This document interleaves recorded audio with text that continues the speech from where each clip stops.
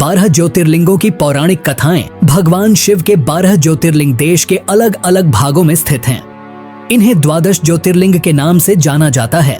इन ज्योतिर्लिंग के दर्शन, पूजन, आराधना से भक्तों के जन्म जन्मांतर के सारे पाप समाप्त हो जाते हैं। वे भगवान शिव जी की कृपा के पात्र बनते हैं। ऐसे कल्याणकारी ज्योतिर्लिंगों की कथा आज हम आपको बताएंगे। श्री सोमनाथ मंदिर गुजरात प्रांत के काठियावाड़ क्षेत्र में समुद्र के किनारे सोमनाथ मंदिर विश्व प्रसिद्ध है। यह ज्योतिर्लिंग पहले प्रभास क्षेत्र के नाम से जाना जाता था। यहीं भगवान श्री कृष्ण ने जरा नामक व्याध के बाण को निमित्त बनाकर अपनी लीला का अंत किया था। इस ज्योतिर्लिंग की कथा का पुराणों में भी वर्णन है। दक्ष प्रजापति की 27 कन्याएं थीं। उन सभी का विवाह चंद्रदेव के साथ हुआ था, किंतु चंद्रमा का समस्त अनुराग व प्रेम उनमें से केवल रोहिणी के प्रति ही रहता था। उनके इस कृत्य से दक्ष प्रजापति की अन्य कन्याएं बहुत अप्रसन्न रहती थीं। उन्होंने अपनी यह व्यथा कथा अपने पिता को सुनाई। दक्ष प्रजापति ने इसके लिए चंद्रदेव को अनेक प्रकार से समझाया, किंतु रोहिणी के वशीभूत उनके हृदय पर इसका कोई प्रभाव नहीं पड़ा। दक्ष ने क्रुद्ध होकर उन्हें क्षयग्रस्त हो जाने का शाप दे दिया। इस शाप के कारण चंद्रदेव तत्काल क्षयग्रस्त हो गए। उनके क्षयग्रस्त होते ही पृथ्वी पर सुधा शीतलता वर्षण का उनका सारा कार्य रुक गया। चारों ओर त्राही त्राही मच गई। चंद्रमा भी बहुत दुखी और चिंतित रहने लगे थे। उनकी प्रार्थना सुनकर इंद्रादि देवता तथा वशिष्ठ आदि अर्षिगण उनके उद्धार के लिए पितामह ब्रह्मा जी के पास गए। सारी बातों को सुनकर ब्रह्मा जी ने कहा, चंद्रमा, अपने शाप विमोचन के लिए अन्य देवों के साथ पवित्र प्रभास क्षेत्र में जाकर मृत्युंजय भगवान शिव की आराधना करो। उनकी कृपा से अवश्य ही इनका शाप नष्ट हो जाएगा और ये रोगमुक्त हो जाएंगे। ब्रह्मा जी के कहे अनुसार चंद्रदेव ने मृत्युंजय भगवान की आराधना का सारा कार्य पूरा किया। उन्होंने घोर तपस्या करते हुए 10 करोड़ बार मृत्युंजय मंत्र का जप किया। इससे प्रसन्न होकर मृत्युंजय भगवान शिव ने उन्हें अमृतत्व का वर प्रदान किया। उन्होंने कहा, चंद्रदेव, तुम शोक न करो। मेरे वरदान से तुम्हारा शाप मोचन तो होगा ही, साथ ही साथ प्रजापति दक्ष के वचनों की रक्षा भी हो जाएगी। कृष्ण पक्ष में प्रतिदिन तुम्हारी एक एक कला क्षीण होगी, किंतु शुक्ल पक्ष में उसी क्रम से तुम्हारी एक एक कला बढ़ जाया करेगी। इस प्रकार प्रत्येक पूर्णिमा को तुम्हें पूर्ण चंद्रत्व प्राप्त होता रहेगा। चंद्रमा को मिलने वाले इस वरदान से सारे लोकों के प्राणी प्रसन्न हो उठे। सुधाकर चंद्रदेव पुनः 10 दिशाओं में सुधा वर्षण का कार्य पूर्ववत करने लगे। शाप मुक्त होकर चंद्रदेव ने अन्य देवताओं के साथ मिलकर मृत्युंजय भगवान से प्रार्थना की कि आप माता पार्वती जी के साथ सदा के लिए प्राणों के उद्धारार्थ यहाँ निवास करें। भगवान शिव उनकी इस प्रार्थना को स्वीकार करके ज्योतिर्लिंग के रूप में माता पार्वती जी के साथ तभी से यहाँ रहने लगे। पावन प्रभास क्षेत्र में स्थित इस सोमनाथ ज्योतिर्लिंग की महिमा महाभारत, श्रीमद् भागवत तथा स्कंद पुराण आदि में विस्तार से बताई गई है। चंद्रमा का एक नाम सोम भी है। उन्होंने भगवान शिव को ही अपना नाथ स्वामी मानकर यहाँ तपस्या की थी, इसलिए इस ज्योतिर्लिंग को सोमनाथ कहा जाता है। श्री मल्लिकार्जुन आंध्र प्रदेश में कृष्णा नदी के तट पर दक्षिण का कैलाश कहे जाने वाले श्री शैल पर्वत पर श्री मल्लिकार्जुन ज्योतिर्लिंग स्थित है। महाभारत, शिव पुराण तथा पद्म पुराण आदि धर्म ग्रंथों में इसकी महिमा और महत्ता का विस्तार से वर्णन किया गया है। पुराणों में इस ज्योतिर्लिंग की कथा कुछ इस प्रकार है। एक समय की बात है, भगवान शंकर जी के दोनों पुत्र श्री गणेश और श्री कार्तिकेय स्वामी विवाह के लिए परस्पर झगड़ने लगे। प्रत्येक का आग्रह था कि पहले मेरा विवाह किया जाए। उन्हें लड़ते झगड़ते देखकर भगवान शंकर और मां पार्वती ने कहा, तुम लोगों में से जो पहले पूरी पृथ्वी का चक्कर लगाकर यहाँ वापस लौट आएगा, उसी का विवाह पहले किया जाएगा। माता पिता की यह बात सुनकर श्री कार्तिकेय स्वामी तो अपने वाहन मोर पर विराजित हो तुरंत पृथ्वी के चक्कर लगाने के लिए दौड़ पड़े। गणेश जी के लिए तो यह कार्य बड़ा ही कठिन था। एक तो उनकी काया स्थूल थी, दूसरे उनका वाहन भी मूषक चूहा था। भला वे दौड़ में स्वामी कार्तिकेय की बराबरी किस प्रकार कर पाते। लेकिन उनकी काया जितनी स्थूल थी, बुद्धि उसी के अनुपात में सूक्ष्म और तीक्ष्ण थी। उन्होंने पृथ्वी की परिक्रमा का एक सुगम उपाय खोज निकाला। सामने बैठे माता पिता का पूजन करने के पश्चात उनकी 7 बार परिक्रमा करके उन्होंने पृथ्वी के चक्कर न लगाकर माता पिता के चक्कर लगाकर कार्य पूरा कर लिया। उनका यह कार्य शास्त्रानुमोदित था। पूरी पृथ्वी का चक्कर लगाकर स्वामी कार्तिकेय जब तक लौटे तब तक श्री गणेश जी का रिद्धि और सिद्धि नाम वाली 2 कन्याओं के साथ विवाह हो चुका था। और उन्हें क्षेम तथा लाभ नामक 2 पुत्र भी प्राप्त हो चुके थे। यह सब देखकर स्वामी कार्तिकेय अत्यंत रुष्ट होकर क्रौंच पर्वत पर चले गए। माता पार्वती वहां उन्हें मनाने पहुंची। जब कार्तिक को पता चला कि उनकी माता पिता यहाँ आने वाले हैं, तो कार्तिक वहां से दूसरी जगह चले गए। जिस स्थान में माता पार्वती और भगवान शिव ने अपने पुत्र की प्रतीक्षा की थी, उसे अब श्रीसेलम के नाम से जाना जाता है। उन्होंने अपने पुत्र से परेशान होकर उन्होंने एक ज्योतिर्लिंग का रूप धारण किया और वहीं रहने लगे और तब से मल्लिकार्जुन ज्योतिर्लिंग के नाम से प्रख्यात हुए। मल्लिका का अर्थ है पार्वती और अर्जुना का अर्थ है शिव। इस मल्लिकार्जुन शिवलिंग का दर्शन पूजन एवं अर्चन करने वाले भक्तों की सभी सात्विक मनोकामनाएं पूर्ण हो जाती हैं। दैहिक, दैविक, भौतिक सभी प्रकार की बाधाओं से वे मुक्त हो जाते हैं। श्री महाकालेश्वर यह परम पवित्र ज्योतिर्लिंग मध्य प्रदेश के उज्जैन नगर में है। क्षिप्रा नदी के तट पर स्थित उज्जैन प्राचीन काल में उज्जैनी के नाम से विख्यात था। इसे अवंतिकापुरी भी कहते थे। यह भारत की परम पवित्र सप्तपुरियों में से एक है। महाभारत, शिव पुराण एवं स्कंद पुराण में महाकाल ज्योतिर्लिंग की महिमा का पूरे विस्तार के साथ वर्णन किया गया है। इस ज्योतिर्लिंग के विषय में एक कथा इस प्रकार कही जाती है। किसी समय अवंतिकापुरी में वेदपाठी तपोनिष्ठ एक अत्यंत तेजस्वी ब्राह्मण रहते थे। एक दिन दूषण नामक एक अत्याचारी असुर उनकी तपस्या में विघ्न डालने के लिए वहां आया। ब्रह्मा जी से वर प्राप्त कर वह बहुत शक्तिशाली हो गया था। उसके अत्याचार से चारों ओर त्राही त्राही मची हुई थी। ब्राह्मण को कष्ट में देखकर प्राणी मात्र का कल्याण करने वाले भगवान शंकर वहां प्रकट हो गए। उन्होंने एक हुंकार मात्र से उस दारुण अत्याचारी दानव को वहीं जलाकर भस्म कर दिया। ब्राह्मणों ने महादेव से यहीं विराजमान होने के लिए प्रार्थना की। ब्राह्मणों के निवेदन से प्रसन्न होकर शिव जी यहाँ महाकालेश्वर ज्योतिर्लिंग के रूप में वास करने लगे। भगवान वहाँ हुंकार सहित प्रकट हुए, इसीलिए उनका नाम महाकाल पड़ गया। इसीलिए परम पवित्र ज्योतिर्लिंग को महाकाल के नाम से जाना जाता है। भगवान शिव समय यानी काल के अंत तक यहीं रहेंगे, इसलिए भी इन्हें महाकाल कहा जाने लगा। श्री ओंकारेश्वर यह ज्योतिर्लिंग मध्य प्रदेश में पवित्र नर्मदा नदी के तट पर ओम आकर के पर्वत पर स्थित है। इस स्थान पर नर्मदा के 2 धाराओं में विभक्त हो जाने से बीच में एक टापू सा बन गया है। इस टापू को मानधाता पर्वत या शिवपुरी कहते हैं। नदी की एक धारा इस पर्वत के उत्तर और दूसरी दक्षिण होकर बहती है। दक्षिण वाली धारा ही मुख्य धारा मानी जाती है। इसी मानधाता पर्वत पर श्री ओंकारेश्वर ज्योतिर्लिंग का मंदिर स्थित है। पूर्व काल में महाराज मानधाता ने इसी पर्वत पर अपनी तपस्या से भगवान शिव को प्रसन्न किया था। इसी से इस पर्वत को मानधाता पर्वत कहा जाने लगा। इस ओंकारेश्वर ज्योतिर्लिंग के 2 स्वरूप हैं। एक को ममलेश्वर के नाम से जाना जाता है। यह नर्मदा के दक्षिण तट पर ओंकारेश्वर से थोड़ी दूर हटकर है। पृथक होते हुए भी दोनों की गणना एक ही में की जाती है। शिवलिंग के 2 स्वरूप होने की कथा पुराणों में इस प्रकार है। एक बार विंध्य ने पार्थिव अर्चना के साथ भगवान शिव की 6 मास तक कठिन उपासना की। उनकी इस उपासना से प्रसन्न होकर शंकर जी वहां प्रकट हुए। उन्होंने विंध्य को उनके मनोवांछित वर प्रदान किए। विंध्याचल की इस वर प्राप्ति के अवसर पर वहां बहुत से ऋषिगण और मुनि भी पधारे। उनकी प्रार्थना पर शिवजी ने अपने ओंकारेश्वर के 2 भाग किए। एक का नाम ओंकारेश्वर और दूसरे का ममलेश्वर पड़ा। दोनों लिंगों का स्थान और मंदिर पृथक होते भी दोनों की सत्ता और स्वरूप को एक ही माना गया है। ओंकारेश्वर शिव भगवान का अकेला ऐसा मंदिर है जहां रोज गुप्त आरती होती है। इस दौरान पुजारियों के अलावा कोई भी गर्भगृह में नहीं जा सकता। शिव पुराण में इस ज्योतिर्लिंग की महिमा का विस्तार से वर्णन किया गया है। श्री ओंकारेश्वर और श्री ममलेश्वर के दर्शन का पुण्य बताते हुए नर्मदा स्नान के पावन फल का भी वर्णन किया गया है।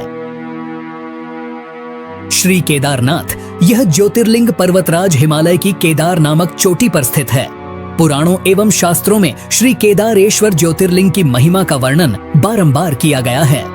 इस चोटी के पश्चिम भाग में पुण्यमती मंदाकिनी नदी के तट पर स्थित श्री केदारेश्वर महादेव का मंदिर अपने स्वरूप से ही हमें धर्म और अध्यात्म की ओर बढ़ने का संदेश देता है।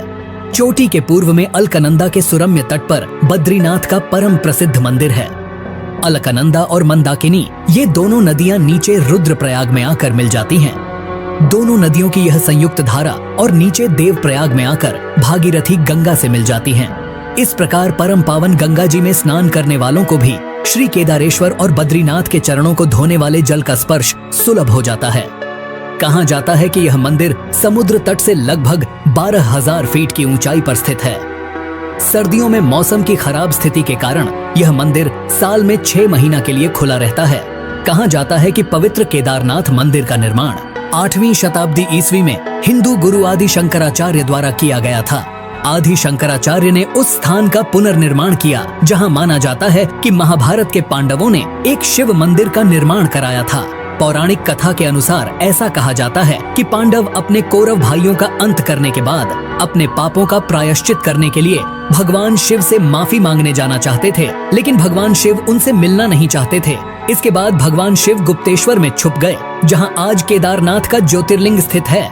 पांडवों ने और द्रौपदी ने एक बैल देखा जो अन्य बैल से बहुत अनोखा था। पांडवों में से भीम ने उन्हें पहचान लिया कि वह बैल कोई और नहीं बल्कि भगवान शिव है। भगवान शिव जो उनसे छिप रहे थे वे नंदी बैल के रूप में थे। भीम ने बैल को पकड़ने की कोशिश की लेकिन सफल नहीं हो सका। बैल ने खुद को जमीन में धंसा लिया था। भीम ने बैल की पूंछ पकड़कर बाहर खींचने की कोशिश की लेकिन वह नहीं कर सके। इसके बाद भगवान शिव ने खुद को और नीचे धकेल दिया और अलग अलग स्थानों में केवल कुछ हिस्सों में ही प्रकट हुए, जैसे कि केदारनाथ में उनके पीठ का ऊपरी हिस्सा प्रकट हुआ, तुंगनाथ में भुजाएं, मध्य महेश्वर में नाभि और पेट, रुद्रनाथ में चेहरा और कल्पेश्वर में बाल सिर प्रकट हुआ। पांडवों ने शिव की पूजा करने के लिए इन 5 केदारों पर मंदिर बनवाए, जिससे वह अपने पापों से मुक्त हो गए और भगवान शिव ने त्रिकोण रूप में इस पवित्र स्थान केदारनाथ में रहने का वादा किया। इसीलिए केदारनाथ इतना प्रसिद्ध है और भक्तों द्वारा पूजनीय है। भगवान शिव का यह ज्योतिर्लिंग इतना चमत्कारिक है कि केदारनाथ में आया भयंकर प्रलय भी इससे हिला नहीं पाया था। 2013 में जब बाढ़ का पानी पहाड़ से जब नीचे की ओर गिर रहा था, तभी उस पानी में विशालकाय एक पत्थर लुढ़ककर नीचे आया और मंदिर के पास आकर रुक गया, जिससे पानी का बहाव 2 भागों में बट गया और मंदिर को कुछ नहीं हुआ। इसीलिए अब इस चमत्कारिक शिला को भीमशिला के नाम से जाना जाता है। भीमाशंकर ज्योतिर्लिंग। यह ज्योतिर्लिंग पुणे से लगभग 100 किलोमीटर दूर सह्याद्री की पहाड़ी पर स्थित है।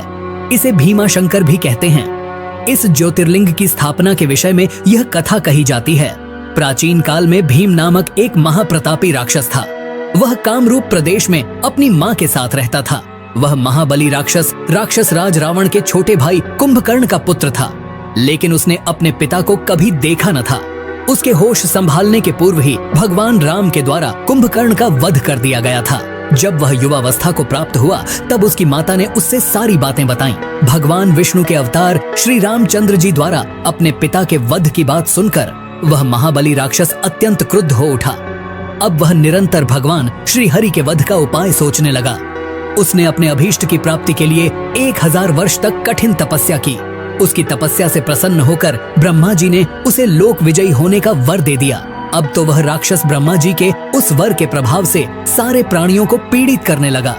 उसने देवलोक पर आक्रमण करके इंद्र आदि सारे देवताओं को वहां से बाहर निकाल दिया। पूरे देवलोक पर अब भीम का अधिकार हो गया।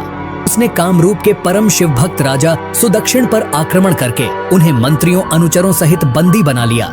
इस प्रकार धीरे धीरे उसने सारे लोकों पर अपना अधिकार जमा लिया। उसके अत्याचार से वेदों, पुराणों, शास्त्रों और स्मृतियों का सर्वत्र एकदम लोप हो गया। वह किसी को कोई भी धार्मिक कृत्य नहीं करने देता था। इस प्रकार यज्ञ, दान, तप आदि के सारे काम एकदम रुक गए। भीम के अत्याचार की भीषणता से घबराकर ऋषि मुनि और देवगण भगवान शिव की शरण में गए और उनसे अपना तथा अन्य सारे प्राणियों का दुख कहा। उनकी यह प्रार्थना सुनकर भगवान शिव ने कहा, मैं शीघ्र ही उस अत्याचारी राक्षस का संहार करूंगा। उसने मेरे प्रिय भक्त कामरूप नरेश को भी सेवकों सहित बंदी बना लिया है। कामरूप अपने सामने पार्थिव शिवलिंग रखकर अर्चना कर रहे थे। उन्हें ऐसा करते देख क्रोधोन्मत्त होकर राक्षस भीम ने अपनी तलवार से उस पार्थिव शिवलिंग पर प्रहार किया, किंतु उसकी तलवार का स्पर्श उस लिंग से हो भी नहीं पाया कि उसके भीतर से साक्षात शंकर जी वहां प्रकट हो गए। उन्होंने अपनी हुंकार मात्र से उस राक्षस को वहीं जलाकर भस्म कर दिया। भगवान शिव जी का यह अद्भुत कृत्य देखकर सारे ऋषि मुनि और देवगण वहां एक होकर उनकी स्तुति करने लगे। लोगों ने भगवान शिव से प्रार्थना की कि महादेव, आप लोक कल्याणार्थ अब सदा के लिए यहीं निवास करें। यह क्षेत्र शास्त्रों में अपवित्र बताया गया है। आपके निवास से यह परम पवित्र पुण्य क्षेत्र बन जाएगा। भगवान शिव ने सबकी यह प्रार्थना स्वीकार कर ली। वहां वह ज्योतिर्लिंग के रूप में सदा के लिए निवास करने लगे। उनका यह ज्योतिर्लिंग भीमेश्वर के नाम से विख्यात हुआ। काशी विश्वनाथ ज्योतिर्लिंग।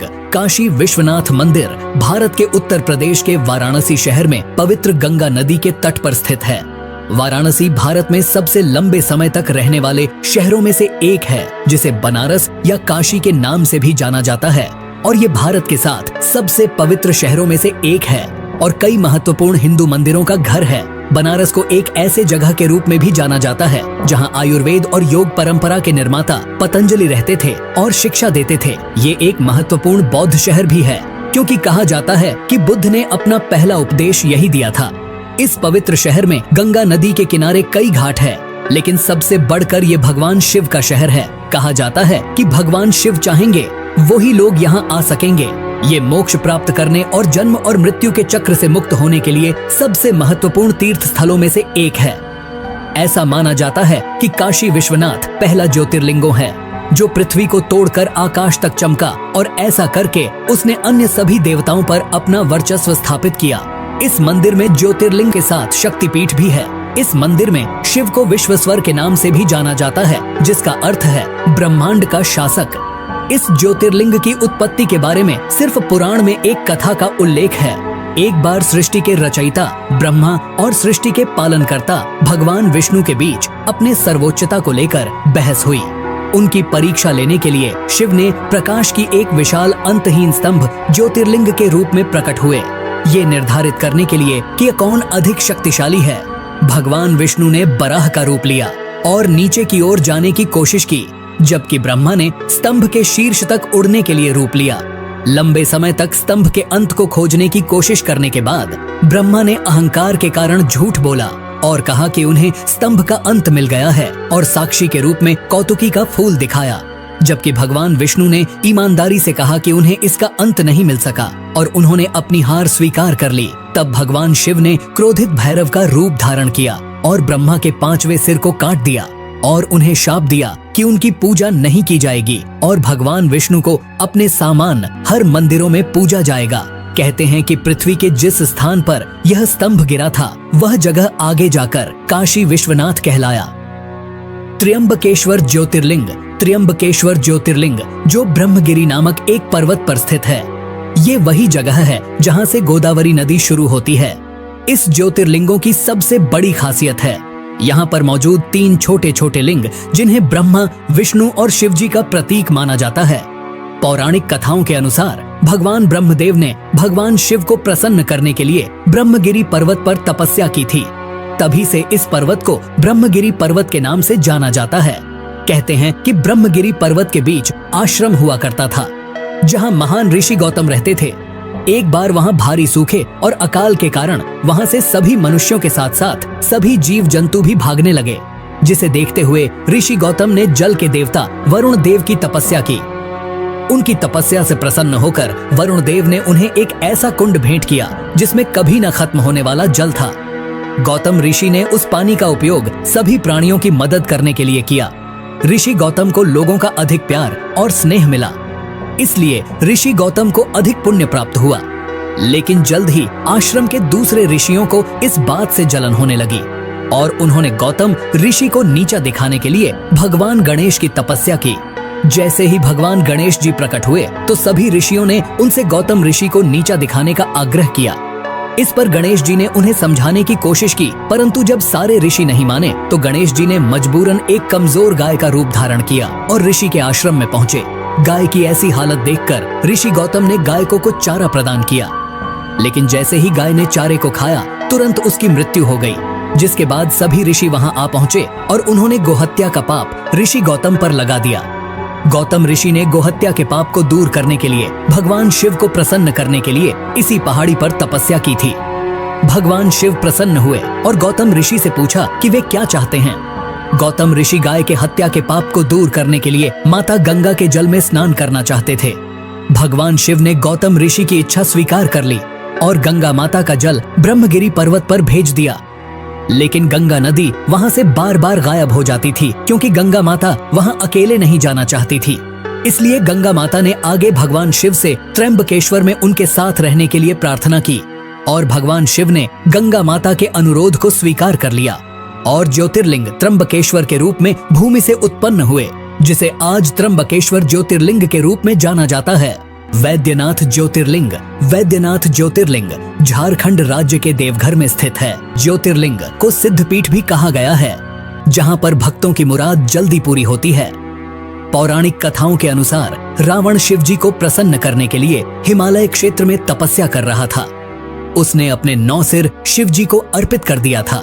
जैसे ही वो अपने 10वें सिर का बलिदान देने वाला था, शिव जी उनके सामने प्रकट हुए और उनसे पूछा कि वे क्या चाहते हैं। रावण ने कामना ज्योतिर्लिंग को लंका द्वीप पर ले जाने को कहा और शिव को कैलाश से लंका ले जाने का इच्छा व्यक्त की।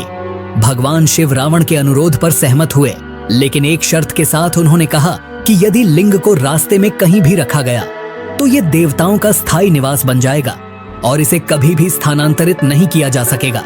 ये सुनकर कि भगवान शिव कैलाश पर्वत पर अपने निवास स्थान से चले गए, सभी देवी देवता चिंतित हो गए। उन्होंने भगवान विष्णु से इसका समाधान मांगा। भगवान विष्णु ने पानी से जुड़े देवता वरुण देव को रावण के पेट में प्रवेश करने के लिए कहा, जिसके परिणाम स्वरूप और देवघर के आसपास के क्षेत्र में उसे पेशाब करने की आवश्यकता महसूस हुई। कहानी में कहा गया है कि विष्णु जी ने एक चरवाहे का रूप लिया। जब रावण पेशाब करने गया तो उसने इस ग्वाले को एक लिंग दिया। वरुण देव की उपस्थिति के कारण रावण को खुद को राहत देने में बहुत लंबा समय लगा। काफी देर तक रावण की प्रतीक्षा करने पर चरवाहा क्रोधित हो गया। फिर उसने लिंग को जमीन पर रख दिया और वहां से चला गया। वापस लौटने पर रावण ने लिंग को उठाने का प्रयास किया, लेकिन अपने प्रयास में असफल रहा। यह जानकर परेशान हो गया कि यह भगवान विष्णु का काम था और जाने से पहले रावण ने लिंग पर अपना अंगूठा दबाया, जिससे शिवलिंग आंशिक रूप से क्षतिग्रस्त हो गया। तब शिवलिंग की ब्रह्मा, विष्णु और अन्य देवी देवताओं द्वारा पूजा की गई और उन्होंने वैद्यनाथ मंदिर का निर्माण कराया। तब से महादेव ने कामना लिंग के अवतार के रूप में देवघर में निवास करते हैं। नागेश्वर ज्योतिर्लिंग। नागेश्वर ज्योतिर्लिंग अंधा नागानाथ महाराष्ट्र में स्थित है। नागेश्वर ज्योतिर्लिंग के बारे में सिर्फ पुराण में एक कथा दारुका नामक एक राक्षस के बारे में बताती है, जिसने सुप्रियो नामक एक शिव भक्त पर हमला किया और उसे अपने शहर दारुकावन में कई अन्य लोगों के साथ कैद कर लिया, जो समुद्र के नीचे एक शहर था जिसमें समुद्री सांप और राक्षस रहते थे। सुप्रियो के तत्काल उपदेश पर कैदियों ने शिव के पवित्र मंत्र का जाप करना शुरू कर दिया, जिसके तुरंत बाद शिव जी प्रकट हुए और राक्षसों का विनाश हुआ। जिसके बाद सुप्रियो ने उस ज्योतिर्लिंग की विधिवत पूजा की और शिव जी से इस स्थान पर रहने का आग्रह किया, जो कि आगे चलकर नागेश्वर ज्योतिर्लिंग के नाम से प्रसिद्ध हुआ। रामेश्वरम ज्योतिर्लिंग। रामेश्वरम तमिलनाडु के रामनाथपुरम जिले में एक शहर रामेश्वरम में स्थित है। इस मंदिर तक समुद्र के ऊपर पंबन पुल के माध्यम से पहुंचा जा सकता है। इस ज्योतिर्लिंग को विश्व के सबसे पुराने ज्योतिर्लिंग में से एक माना जाता है। बताया जाता है कि ये ज्योतिर्लिंग रामायण काल के समय जितना पुराना है, जिसे खुद भगवान श्री राम ने रावण को मारने के बाद ब्रह्म हत्या के पाप से बचने के लिए शिव जी की पूजा करने के लिए स्थापित किया था। केवल यही नहीं कहा तो ये भी जाता है कि आज के समय में जो रामेश्वरम मंदिर में जो पानी के 24 कुंड है, उसे भगवान राम ने अपनी वानर सेना की प्यास बुझाने के लिए अपने तीर से बनवाए थे। इस मंदिर के गलियारे को विश्व का सबसे बड़ा गलियारा कहा जाता है, जो कि 1212 स्तंभ पर टिका हुआ है। कहते हैं कि श्री राम ने श्रीलंका में राक्षस राजा रावण, जो एक ब्राह्मण था, उसके खिलाफ युद्ध के दौरान की गई हत्या के पाप से मुक्ति के लिए यहाँ शिव से प्रार्थना की थी। पुराणों के अनुसार श्री राम ने अपनी पत्नी सीता और अपने भाई लक्ष्मण के साथ यहाँ लिंगम स्थापित किया और पूजा की। रावण को मारते समय श्री राम पर ब्रह्म हत्या का पाप लगा। शिव जी की पूजा करने के लिए श्री राम ने हनुमान जी, जो स्वयं शिव जी के अवतार थे, उन्हें हिमालय से ज्योतिर्लिंग लाने का निर्देश देते हैं। क्योंकि लिंगम को लाने में अधिक समय लगा, इसीलिए माता सीता ने पास के समुद्र तट से रेत से एक लिंगम बनाया, जिसे आज भी मंदिर के गर्भगृह में स्थापित माना जाता है। ये विवरण वाल्मीकि द्वारा लिखित मूल रामायण में अच्छी तरह से समर्थित है, जहां ये युद्ध कांड में लिखा गया है। घृष्णेश्वर ज्योतिर्लिंग। घृष्णेश्वर ज्योतिर्लिंग महाराष्ट्र के औरंगाबाद से 30 किलोमीटर दूर भरेल गांव में स्थित है। गांव न सिर्फ घृष्णेश्वर ज्योतिर्लिंगों के लिए जाना जाता है, बल्कि इस जगह पर विश्व प्रसिद्ध एलोरा कैव्स भी देखने को मिलती है। घृष्णेश्वर शब्द का अत्यधिक महत्व है, क्योंकि इसका अर्थ है करुणा का भगवान। इस मंदिर को विभिन्न नाम से जाना जाता है, जैसे कि उसमेश्वर, घूसमेश्वर, दुष्मेश्वर और ग्रीष्मेश्वर। कहानी ये है कि शिवालय गांव में सुधर्मा नामक एक ब्राह्मण था जो अपनी पत्नी सुधैया के साथ देवगिरी पहाड़ों में रहते थे। ये दंपति निसंतान थे, इसलिए सुधैया ने अपनी छोटी बहन घुसमा का विवाह अपने पति से कर दिया।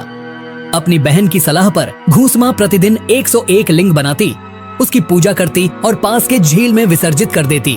आखिरकार उसे एक बच्चे का आशीर्वाद मिला। समय के साथ सुधैया अपनी बहन से ईर्ष्या होने लगी और उसने घुसमा के पुत्र की हत्या कर दी और उसे उसी झील में फेंक दिया जहां उसकी बहन लिंग को विसर्जित करने जाती थी। हालांकि घुसमा की बहन ने उसे बताया कि उसके बेटे की हत्या में सुधैया का हाथ था। घुसमा ने भगवान शिव की दया पर पूरा भरोसा करते हुए अपने दैनिक अनुष्ठान जारी रखा और अपने विश्वास के उपरांत जब वो लिंग को विसर्जित करने गई तो उसने अपने बेटे को अपनी ओर आता हुआ देखा। भगवान शिव उनके सामने प्रकट हुए और उसे उसकी बहन के घृणित कार्यों के बारे में बताया। घुसमा ने भगवान शिव से अपनी बहन को क्षमा करने का अनुरोध किया।